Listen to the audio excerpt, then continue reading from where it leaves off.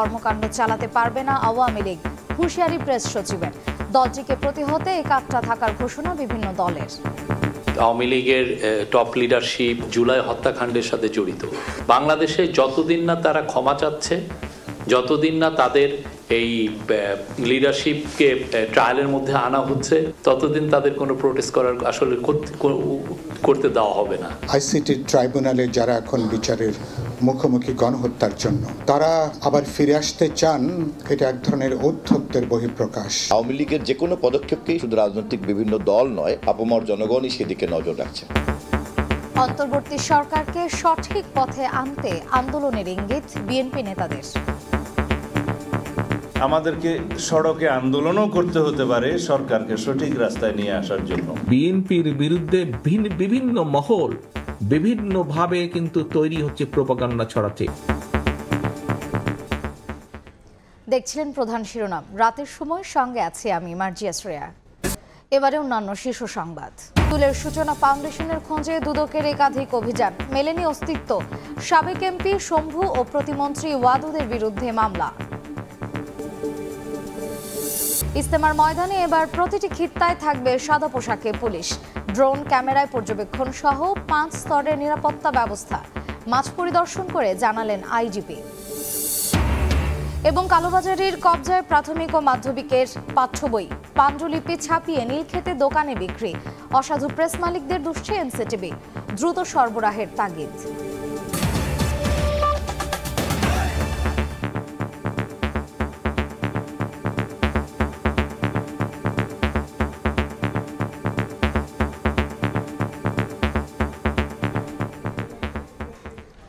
আওয়ামী লীগের পতাকা তলে কেউ বিক্ষোভ করলে আইনের মুখোমুখি করার হুঁশিয়ারি দিয়েছেন প্রধান উপদেষ্টার প্রেস সচিব শফিকুল আলম। জুলাই হত্যাকাণ্ডের বিচার না হওয়া পর্যন্ত দলটিকে কোনো কর্মকাণ্ড চালাতে দেয়া হবে না বলেও সাফ জানান তিনি। নৃশংস হত্যাযজ্ঞের 6 মাস না যেতেই কি করে দলটি কর্মসূচি ঘোষণা করে, এমন প্রশ্ন তুলেছেন জাতীয় নাগরিক কমিটির মুখ্য সংগঠক সার্জিস আলম। এছাড়া বিএনপি, বিপ্লবী ওয়ার্কার্স পার্টি সহ বিভিন্ন দলের নেতারা আওয়ামী লীগকে প্রতিহতে একাত্রা থাকার ঘোষণা দিয়েছেন। মঙ্গলবার রাতে সামাজিক যোগাযোগ মাধ্যমে ফেব্রুয়ারি মাসে আওয়ামী লীগের কর্মসূচি ঘোষণার পর রাজনৈতিক অঙ্গনে শুরু হয়েছে আলোচনা সমালোচনা। দলটির পতাকা তলে অবৈধভাবে কেউ বিক্ষোভ করলে তাকে আইনের মুখোমুখি করা হবে বলে হুঁশিয়ারি উচ্চারণ করেছেন প্রধান উপদেষ্টার প্রেস সচিব শফিকুল আলম। ফরেন সার্ভিস একাডেমিতে ব্রিফিংয়ে তিনি বলেন, সংস্কার কমিশনগুলোর চূড়ান্ত রিপোর্টের ভিত্তিতেই ফেব্রুয়ারিতে আগামী নির্বাচনের সম্ভাব্য তারিখ ঘোষণা করা হবে। যতদিন না তাদের লিডারশিপকে ট্রায়ালের মধ্যে আনা হচ্ছে, যতদিন না তাদের অ্যাকাউন্টেবিলিটির মধ্যে আসছে, ততদিন তাদের কোনো প্রোটেস্ট করতে দেওয়া হবে না। ফেব্রুয়ারি মাসের মাঝ বরাবর সমস্ত রিফর্মের রিপোর্টগুলো পাওয়ার পরে কনসেনসাস কমিশন কাজ করবেন। বিপ্লবে গণহত্যার 6 মাস না যেতেই কিভাবে আওয়ামী লীগ কর্মসূচি দেয়, এমন প্রশ্ন তুলেছেন জাতীয় নাগরিক কমিটির মুখ্য সংগঠক সার্জিস আলম। রাজধানীতে এক অনুষ্ঠানে তিনি বলেন, শেখ হাসিনা দেশে ফিরলে তাকে ফাঁসিতে ঝুলতে হবে। খুনি হাসিনা বাংলাদেশে আসবে, তবে এসে সে আগে বিচারের মঞ্চে দাঁড়াবে, এরপর ফাঁসির মঞ্চে দাঁড়াবে। এদিকে দলটির কর্মসূচিকে গণবিরোধী উল্লেখ করে প্রতিহতে মাঠে থাকার ঘোষণা দিয়েছেন বিভিন্ন রাজনৈতিক দলের প্রতিনিধিরা। বুধবার জাতীয় প্রেস ক্লাবে রাষ্ট্র সংস্কার আন্দোলন নামে একটি সংগঠনের বৈঠকে এ ঘোষণা দেন বক্তারা। 16 বছরের অপকর্মের বিচার না হওয়ায় আওয়ামী লীগ কর্মসূচি ঘোষণার সাহস পেয়েছে বলে মন্তব্য করেন বিপ্লবী ওয়ার্কার্স পার্টির সাধারণ সম্পাদক সাইফুল হক। আর বিএনপি চেয়ারপারসনের উপদেষ্টা জহিরুদ্দিন স্বপন বলেন, আওয়ামী লীগের কর্মসূচি মোকাবেলায় রাজনৈতিক দলগুলোর সঙ্গে জনগণও সজাগ রয়েছে। যাদের বিচার হওয়া দরকার, আইসিটি ট্রাইব্যুনালে যারা এখন বিচারের মুখোমুখি গণহত্যার জন্য 16 বছরের যে অপরাধ এই দেশ এবং তার জনগণের বিরুদ্ধে, যে অপরাধের সুনির্দিষ্ট বিচার হওয়া দরকার, তারা আবার ফিরে আসতে চান, এটা এক ধরনের ঔদ্ধত্যের বহিঃপ্রকাশ। আওয়ামী লীগের যে কোনো পদক্ষেপকেই শুধু বিএনপি নয়, বাংলাদেশের শুধু রাজনৈতিক বিভিন্ন দল নয়, আমি মনে করি যে আপামর জনগণই সেদিকে নজর রাখছে। ভারতে বসে কর্মসূচি ঘোষণা শেখ হাসিনার বালখিল্যতা বলেও উল্লেখ করেন বক্তারা। ভারত সরকারকে বলবো ওনাকে ভালো চিকিৎসা দেন, কারণ ওনার মানসিক চিকিৎসার খুব দরকার। শফিক মুন্সি, সময় সংবাদ, ঢাকা। অন্তর্বর্তী সরকারকে সঠিক পথে আনতে আন্দোলনের ইঙ্গিত দিলেন বিএনপির স্থায়ী কমিটির সদস্য সালাহউদ্দিন আহমেদ। বলেন, 5 আগস্ট নির্বাচন দিয়ে স্মরণীয় রাখতে পারে সরকার।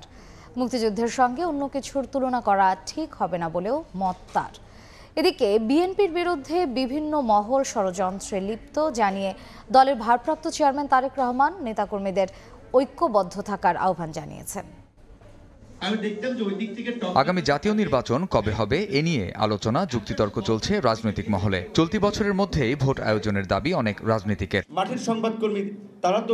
বুধবার জাতীয় প্রেস ক্লাবে বাংলাদেশ জার্নালিস্ট অ্যাসোসিয়েশনের অনুষ্ঠানে যোগ দেন বিএনপির স্থায়ী কমিটির সদস্য সালাহউদ্দিন আহমেদ। নির্বাচন বিলম্বের কারণ জনগণের কাছে তুলে ধরার আহ্বান জানিয়ে 5 আগস্ট স্মরণীয় রাখতে সেদিন জাতীয় ভোট আয়োজনের দাবি জানান তিনি।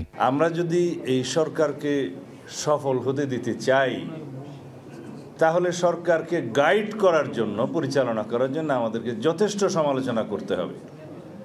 এমনকি আমাদেরকে সড়কে আন্দোলনও করতে হতে পারে সরকারকে সঠিক রাস্তায় নিয়ে আসার জন্য। গণহত্যার দায়ে শুধু শেখ হাসিনা নয়, সংগঠন হিসেবে আওয়ামী লীগেরও বিচার দাবি করেন সালাহউদ্দিন আহমেদ। নির্বাচিত হওয়ার জন্য যদি বিভিন্ন কৌশলে সরকারের সমস্ত শক্তিকে প্রয়োগ করতে হয়, সেটা ফেসিবাদকে আবার দোষারোপ করে কি লাভ হবে তাহলে?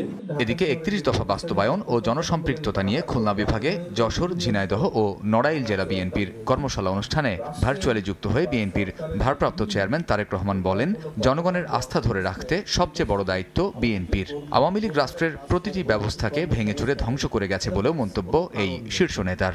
বিএনপির বিরুদ্ধে বিভিন্ন মহল বিভিন্নভাবে কিন্তু তৈরি হচ্ছে, প্রোপাগান্ডা ছড়াচ্ছে। এরই মধ্যে আমরা সেগুলো দেখতে পাচ্ছি।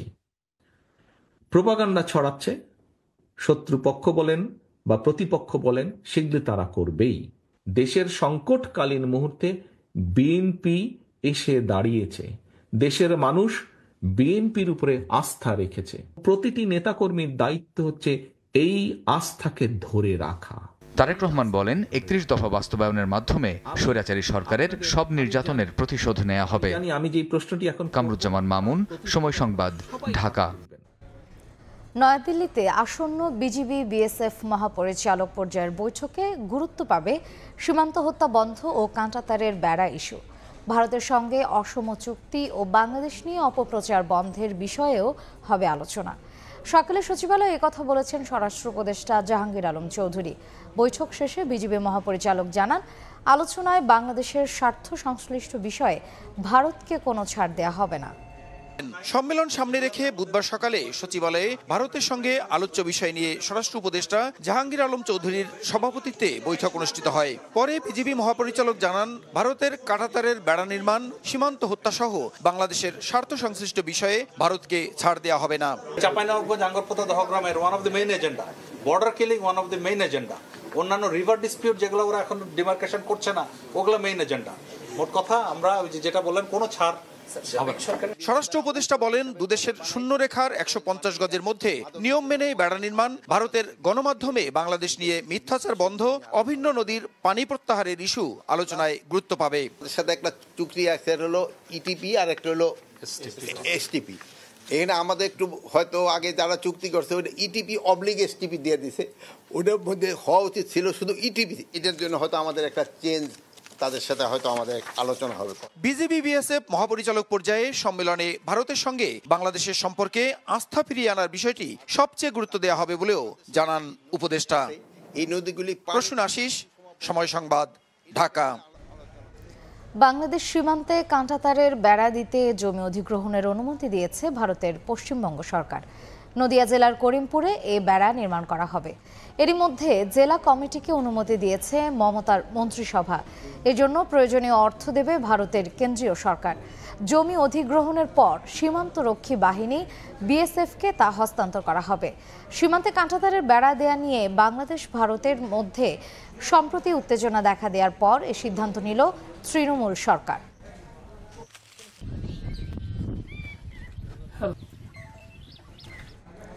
শেখ হাসিনা কন্যা সাইমা ওয়াজিদ পুতুলের সূচনা ফাউন্ডেশনের দুর্নীতি খুঁজতে যেয়ে প্রতিষ্ঠানেরই অস্তিত্ব খুঁজে পায়নি দুদক।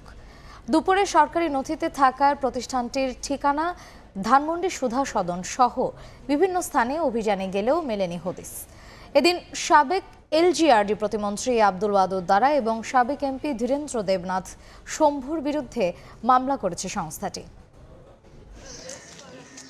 ধানমন্ডি ৫ নম্বর রোডে সাবেক প্রধানমন্ত্রী শেখ হাসিনার বাসভবন সুধা সদনে দুদক খোঁজ করছে হাসিনা কন্যা সাইমজাদ পুতুলের সূচনা ফাউন্ডেশনের।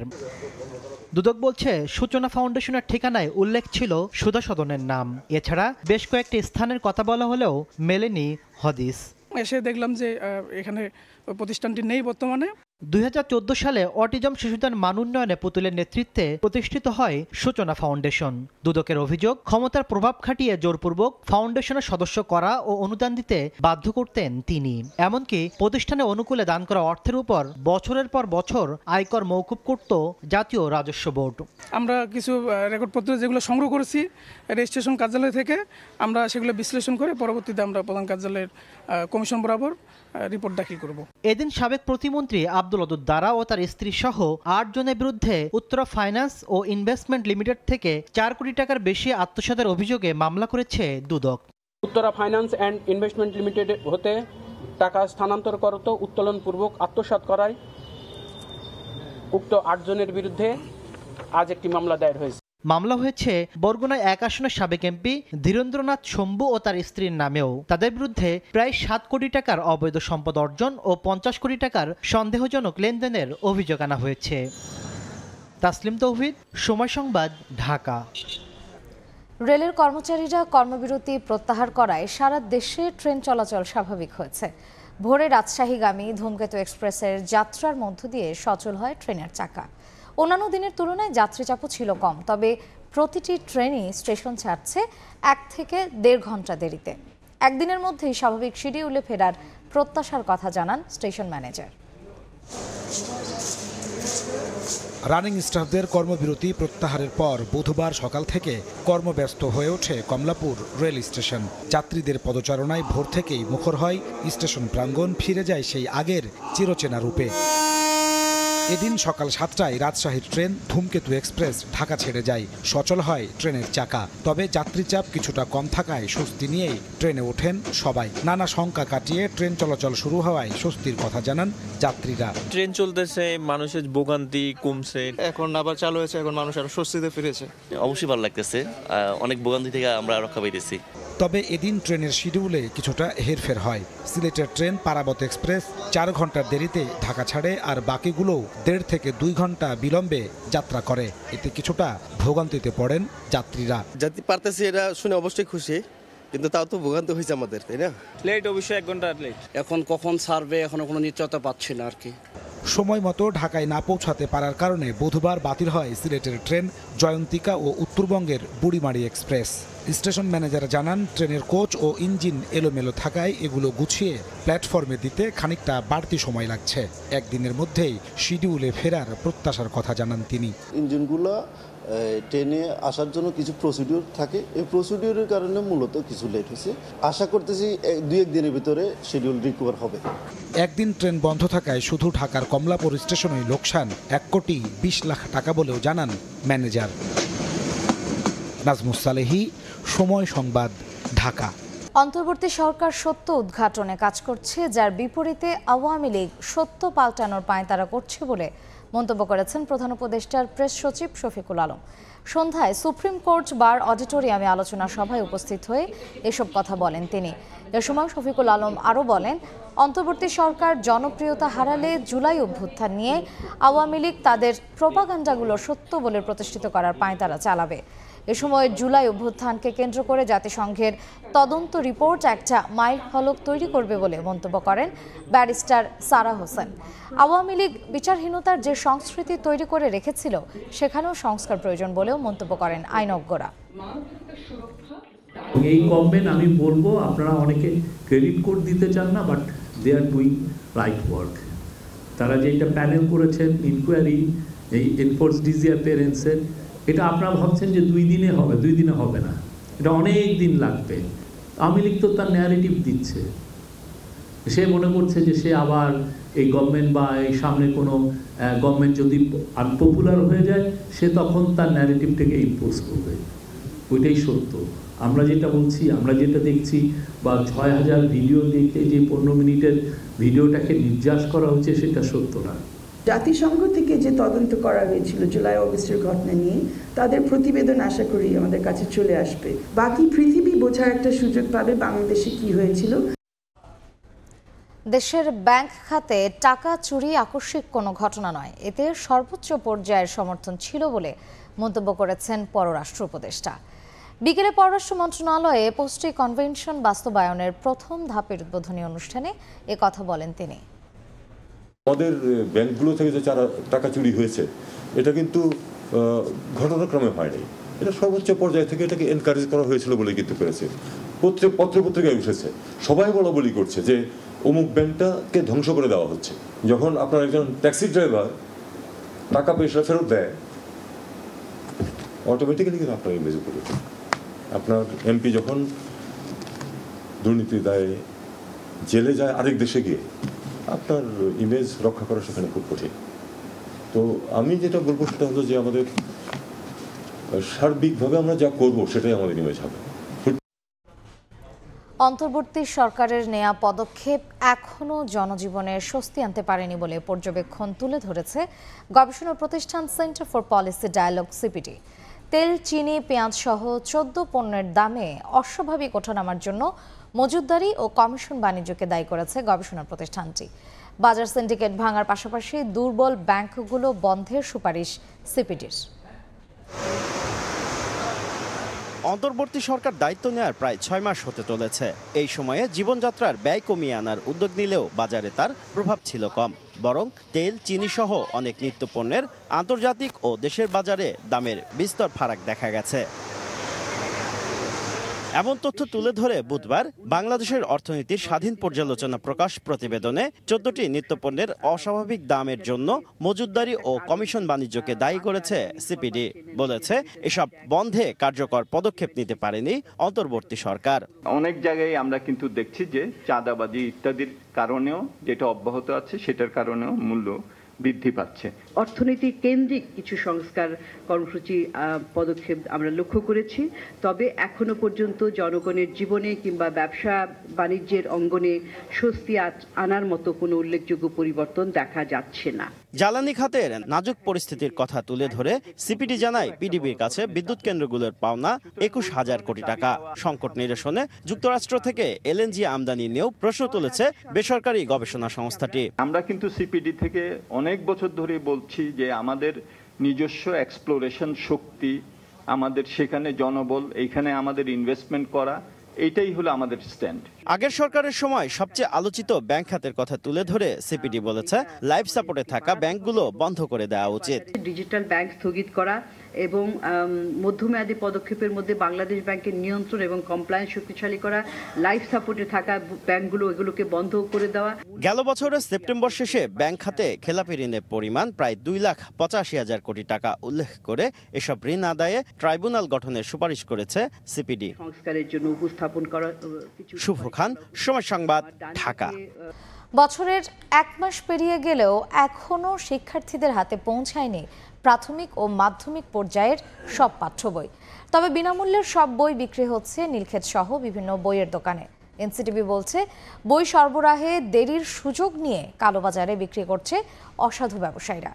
শিক্ষাবিদরা বলছেন দ্রুত বই শিক্ষার্থীদের হাতে পৌঁছানো না গেলে বন্ধ হবে না অসাধু ব্যবসায়ীদের দৌরাত্ম্য। শাকির আহমেদের রিপোর্ট। রাজধানীর নীলক্ষেত বেশ কয়েকটি দোকানে মিলছে প্রাথমিক ও মাধ্যমিক পর্যায়ের সব পাঠ্য বই। আইন অনুযায়ী এসব বই বিক্রি দণ্ডনীয় অপরাধ হলেও দিন দুপুরে চলছে বিক্রি।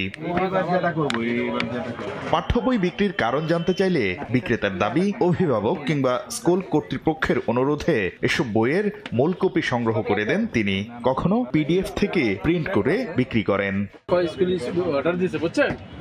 আর এটির লেগে যদি এসে মিডিয়া করে বা সাংবাদিকরা ধরে এর জবাব দিয়ে কি করবে? হাতে গোনা 2-1টি বই দিয়ে শুরু হয়েছে নতুন বছরের শিক্ষা কার্যক্রম। মাস পেরিয়ে গেলেও এখনো সব বই পায়নি শিক্ষার্থীরা। শুধু ঢাকার নীলক্ষেত নয়, সারা দেশেই বিক্রি হচ্ছে বিনামূল্যের পাঠ্য বই। এমনকি ঢাকায় বই ছাপিয়ে তা বিক্রির জন্য সারা দেশে পাঠানো হচ্ছে। ইতোমধ্যে অভিযান চালিয়ে দেশের বিভিন্ন স্থান থেকে বিপুল পরিমাণ বই জব্দও করেছে আইনশৃঙ্খলা বাহিনী। শিক্ষা গবেষকরা বলছেন, সময়মতো পাঠ্য বই শিক্ষার্থীদের হাতে না পৌঁছানোর কারণে সুযোগ নিচ্ছে অসাধু ব্যবসায়ীরা। যারা দায়িত্বে আছেন তাদের দূরদৃষ্টিতার অভাব এবং যে তারা আসলে যে এই কাজটাতে মানে পুরোপুরি দক্ষ না, এটা আসলে যে এক ধরনের ব্যর্থতার প্রমাণ দিলেন। খুব দ্রুত পাঠ্যপুস্তকের ব্যবস্থা করা দরকার শিক্ষার্থীদের জন্য। এনসিটিভি বলছে, কিছু কিছু প্রেস মালিক সঠিক সময়ে এনসিটিভিকে বই সরবরাহ না করে তা কালোবাজারে বিক্রি করছে। জড়িতদের বিরুদ্ধে নেওয়া হবে ব্যবস্থা। কিছু কিছু অসাধু প্রিন্টার এবং কিছু কিছু অসাধু ব্যবসায়ী এই কাজটি করছে। তো আমরা এগুলোর ব্যাপারে আমাদের গোয়েন্দা সংস্থাগুলি কাজ করছে, এনএসআই, ডিজিএফআই তারা কাজ করছে। এছাড়া দ্রুতই শিক্ষার্থীদের হাতে সব বই পৌঁছাতে মনিটরিং ব্যবস্থা জোরদার করা সহ বেশ কিছু উদ্যোগ নেয়ার কথা জানিয়েছেন এনসিটিভির চেয়ারম্যান। শাকির আহমেদ, সময় সংবাদ, ঢাকা। বিশ্ব ইজতেমার ময়দানে এবার প্রতিটি খিত্তায় থাকবে সাদা পোশাকে পুলিশ। ড্রোন ক্যামেরায় পর্যবেক্ষণ সহ 5 স্তরের নিরাপত্তা বলয় তৈরি করা হয়েছে। দুপুরে মাঠ পরিদর্শন করে কথা জানান পুলিশ প্রধান। এদিকে প্রায় শতভাগ প্রস্তুতি সম্পন্ন হলেও এখনও ছোটখাটো কিছু কাজ করছেন আগত মুসল্লিরা। জীবন সায়ান্নে পৌঁছেছেন অনেক আগেই, কমেছে শারীরিক শক্তিও। তারপরও দমে যাননি 80 বছরের আব্দুল হায়াত। পরকালে লাভের আশায় এভাবে 1 সপ্তাহের বেশি সময় ধরে স্বেচ্ছাশ্রম দিচ্ছেন ইজতেমার ময়দানে। তার মতো নানা বয়সী ধর্মপ্রাণদের শ্রমে 160 একরের ময়দান এখন প্রায় প্রস্তুত বিশ্ব ইজতেমার মহা কর্মযজ্ঞের জন্য। ময়দানটাকে যে সাজানো হয়েছে এটা আল্লাহ তাআলার খাস মেহের। বুধবার সকালে টঙ্গীর তুরাগ তীরের ময়দান পরিদর্শন করেন পুলিশের প্রধান বাহারুল ইসলাম। খুঁটিনাটি বিষয় পর্যবেক্ষণের পর জানান, প্রতি বছরের মতো এবারও নেওয়া হয়েছে নিশ্ছিদ্র নিরাপত্তা ব্যবস্থা। 5টি সেক্টরে ভাগ করে আমরা নিরাপত্তা সাজিয়েছি। 16টি ওয়াচ টাওয়ার থাকবে এবং সেই ওয়াচ টাওয়ার থেকে আমরা নিরাপত্তা ডিউটি দেখব, বাইনোকুলার দিয়ে আমরা দেখব। যে কোনো ধরনের নাশকতা কিংবা যে কোনো ধরনের ইল মোটিভ, আমার বিশ্বাস আমরা আপনাদের সহযোগিতা, আবারও বলি আপনাদের সহযোগিতা আমরা এগুলো মোকাবেলা করতে পারবো। 31 জানুয়ারি থেকে শুরু হয়ে 5 ফেব্রুয়ারি পর্যন্ত চলবে 6 দিনের প্রথম পর্বের 2 দফার বিশ্ব ইজতেমা। আর একদিন পরেই আল্লাহু আকবার ধ্বনিতে মুখরিত হবে 160 একরের টঙ্গীর তুরাগ তীর। আগামীতে সকল ভেদাভেদ ভুলে ঐক্যের মহাসম্মিলন ঘটবে এই ইজতেমাকে কেন্দ্র করে, এমনটি প্রত্যাশা সারা দেশ থেকে আসা স্বেচ্ছাশ্রম দেয়া আগত ধর্মপ্রাণদের। তোহা খান তামিম, সময় সংবাদ, টঙ্গী, গাজীপুর। সুনামগঞ্জের জগন্নাথপুর উপজেলায় 106 জনকে অনিয়মের মাধ্যমে ভোটার করার প্রমাণ পেয়েছে ইসি। এজন্য প্রতিজন থেকে নেওয়া হয়েছে লাখ টাকার বেশি। জালিয়াতির ঘটনায় জগন্নাথপুর থানা নির্বাচন কর্মকর্তা ও ডাটা এন্ট্রি অপারেটরকে প্রধান করে মোট 11 জনের বিরুদ্ধে মামলা করেছে নির্বাচন কমিশন, যাদের মধ্যে 9 জন অজ্ঞাত আসামি। এরই মধ্যে নির্বাচন কর্মকর্তা ও ডাটা এন্ট্রি অপারেটরকে গ্রেফতার করেছে পুলিশ। দুপুরে ইসি সচিবালয়ে সংবাদ সম্মেলনে তথ্য জানিয়েছেন জাতীয় পরিচয় নিবন্ধন অনুবিভাগের মহাপরিচালক ASM হুমায়ুন কবির। এদিকে এখন পর্যন্ত বাড়িতে গিয়ে ভোটার তালিকায় 17,07,570 জনের তথ্য সংগ্রহ করা হয়েছে বলে জানান হুমায়ুন কবির। থাম ইমপ্রেশন আরেকজনেরটা দিয়ে ভোটার বানানো হচ্ছে, তারই আলোকে আমরা এই কাজটা করেছি এবং এই ক্ষেত্রে আমরা মনে করছি যে আমরা সঠিকভাবে ওদেরকে ধরতে পেরেছি। আমরা তাদের বিরুদ্ধে মামলা করি, যেটা গতকাল এই মামলাটি দায়ের করা হয়েছে। মামলার আসামি 2 জন, একজন হচ্ছে থানা নির্বাচন অফিসার ইটসেলফ, যার নাম মুজিবুর রহমান, এটা হচ্ছে জগন্নাথপুর সুনামগঞ্জ। আর একজন হচ্ছেন জুবাইর রহমান, উনি ডাটা এন্ট্রি অপারেটর। তা আমরা আশা করি সেই চক্রটা এখন একটু ভাঙা সম্ভব হবে। দেখছেন রাতের সময়। দেশের বাইরের খবর। ট্রাম্পের ক্ষমতা গ্রহণের পর যুক্তরাষ্ট্র জুড়ে শুরু হয়েছে অবৈধ অভিবাসী বিরোধী অভিযান। চলছে ব্যাপক ধরপাকড়। গত 2 দিনেই 2000-এর বেশি অভিবাসীকে আটক করেছে ট্রাম্প প্রশাসন। অভিযান শুরু হয়েছে বাংলাদেশে অধ্যুষিত নিউ ইয়র্ক শহরেও। মঙ্গলবার ট্রাম্পের আদেশটি কার্যকর হওয়ার আগে ফেডারেল আদালতের একজন বিচারকের কিছু অংশ সাময়িকভাবে স্থগিতের নির্দেশ দেন। নিউ ইয়র্ক থেকে হাসানুজ্জামান সাকির রিপোর্ট। অনুদান ও ঋণ সহায়তা বন্ধে সোমবার মার্কিন প্রেসিডেন্ট ডোনাল্ড ট্রাম্প যে নির্বাহী আদেশ দিয়েছিলেন সেই পরিকল্পনার কিছু অংশ স্থগিতের নির্দেশ দিয়েছেন যুক্তরাষ্ট্রের আদালত। মঙ্গলবার প্রেসিডেন্টের আদেশটি কার্যকর হওয়ার আগে ফেডারেল আদালতের একজন বিচারক এ স্থগিতাদেশ দেন। 2024 অর্থবছরে যুক্তরাষ্ট্রের ফেডারেল সরকার প্রায় 10 ট্রিলিয়ন বা 10 লাখ কোটি ডলার ব্যয় করেছে, যার মধ্যে 3 ট্রিলিয়ন ডলারের বেশি অনুদান ও ঋণ হিসেবে বরাদ্দ ছিল। এর মধ্যে কংগ্রেসের অনুমোদন ছিল 7.25 ট্রিলিয়ন বা 6,75,000 কোটি ডলার। মার্কিন কংগ্রেসের উচ্চকক্ষ সিনেটে ডেমোক্র্যাট নেতা চাক শুমার বলেছেন, কংগ্রেস অনুমোদিত ব্যয় বন্ধ করার অধিকার প্রশাসনের নেই। এই আদেশ বাস্তবায়িত হলে লাখ লাখ মার্কিন নাগরিকের ক্ষতি হবে। তবে বিষয়টি মানতে নারাজ white house. Press secretary Karoline Leavitt ব্রিফিংয়ে বলেন, এতদিন মার্কিনীদের করের অর্থ অপচয় হচ্ছিল, এতে জনগণের দৈনন্দিন জীবনের কোনো উন্নতি হয়নি। রাতের সময় খেলার খবর। পারিশ্রমিক না পাওয়া কোনো ক্রিকেটারের জন্য সুখকর অভিজ্ঞতা নয়। দিন শেষে আমরা টাকার জন্য ক্রিকেট খেলি। এ বিষয়গুলো দ্রুত সমাধানে বিসিবির এগিয়ে আসা উচিত। রাজশাহী এবং চট্টগ্রাম ফ্র্যাঞ্চাইজির ক্রিকেটারদের পারিশ্রমিক ইস্যুতে এভাবেই নিজের অভিব্যক্তি প্রকাশ করলেন মেহেদী হাসান মিরাজ। হতাশ তিনি জাতীয় দল সতীর্থ শান্তর ম্যাচ না পাওয়া নিয়েও। এরকম চললে জাতীয় দলের চ্যাম্পিয়ন্স ট্রফির পারফরমেন্সে প্রভাব ফেলার শঙ্কাও জানালেন মিরাজ। বিপিএলটা এবার হবে নতুন ভাবে, কিন্তু মাঠের খেলা শুরু হতেই সব শেষ। লোক দেখানো কিছু আয়োজন ছাড়া এবারের বিপিএল ব্যর্থতার 16 কলা পূর্ণ করে ফেলেছে। সতীর্থদের সঙ্গে ফ্র্যাঞ্চাইজি মালিকদের এমন আচরণ বিচলিত করেছে মেহেদী হাসান মিরাজকেও। অকপটে জানালেন, এই কাজগুলো বিদেশি ক্রিকেটারদের সামনে বিব্রত করেছে, তাদের নষ্ট করেছে দেশের ভাবমূর্তি। যত দ্রুত সম্ভব এই সমস্যা সমাধানে অভিভাবক বিসিবিকে এগিয়ে আসার অনুরোধ এখন মিরাজের। দিন শেষে তো আমরা প্লেয়াররা ক্রিকেট খেলি অবভিয়াসলি টাকার জন্য, এবং আমরা দেখেন যে দিন শেষে যদি পারিশ্রমিক না পায়, এটা প্রত্যেকটা প্লেয়ারের জন্যই খারাপ। আর যেহেতু সবাই একটা দিক থেকে আশা করবে, অবশ্যই যেহেতু ক্রিকেট বোর্ড আমাদের গার্জিয়ান, ক্রিকেট বোর্ড অবশ্যই এটার ব্যাপারে কথা বলবে। মিরাজ শঙ্কিত তার জাতীয় দলের অধিনায়ক এবং বন্ধু নাজমুল হোসেন শান্তকে নিয়েও। চ্যাম্পিয়ন্স ট্রফির আগে এই ম্যাচ টাইম না পাওয়া এবং অফ ফর্ম জাতীয় দলকে ভোগাতে পারে বলেও মনে করছেন মিরাজ। ও ম্যাচ খেলছে না, অবশ্যই এটা একটা কনফিডেন্টের ব্যাপার, মোরাল ডাউন হবে একটা প্লেয়ারের। আমি আশা করি অবশ্যই যে এখনো বিপিএল অনেক ম্যাচ আছে, যখন খেলবে অবশ্যই পারফর্ম করবে। তবে চ্যাম্পিয়ন্স ট্রফিতে দল নিয়ে বেশ আশাবাদী মিরাজ। দুবাই রাওয়ালপিন্ডির ভেন্যু দুটোই আশাবাদী করছে মিরাজকে। জানালেন, সেমিফাইনাল অসম্ভব কোনো স্বপ্ন নয় টাইগারদের জন্য। পাকিস্তানে 2টা টেস্ট ম্যাচ একই মাঠে খেলেছিলাম, আর ওই কন্ডিশনটা সম্পর্কে আমরা জানি ওইখানে উইকেটটা কীরকম আছে। সো এটা একটা ভালো একটা বাত্রি আপনার একটা দিবে, কনফিডেন্ট দেবে প্রত্যেকটা প্লেয়ারের। আমরা তো খেলেছিলাম 2017 সালে সেমিফাইনাল ইংল্যান্ডে। সো অবশ্যই আশা করি যে সেমিফাইনাল খেলব ইনশাআল্লাহ। বিপিএলে বেশ কয়েকটি ফ্র্যাঞ্চাইজি টাকা নিয়ে 9-6 করলেও এখানে ব্যতিক্রম খুলনা টাইগার্স। ইতোমধ্যে 40% টাকা পরিশোধ করেছেন তারা। এই সপ্তাহে আরও 25 ঢুকে যাবে ক্রিকেটারদের অ্যাকাউন্টে। নিয়ন মোহাইমিন, সময় সংবাদ, ঢাকা। এই ছিল রাতের সময়, সঙ্গেই থাকুন সময়ের।